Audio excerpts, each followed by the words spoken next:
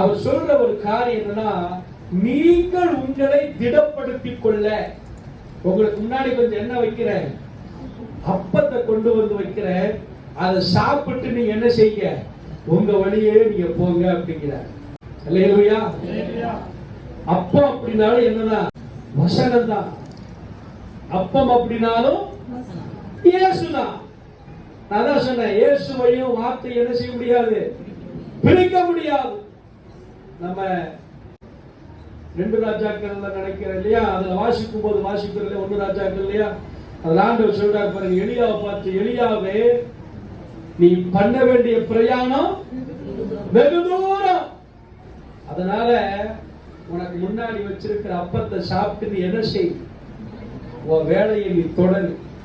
வசனம் சொல்லுது, அந்த அப்பத்தின் பலத்தினாலே இரவும் பகலும்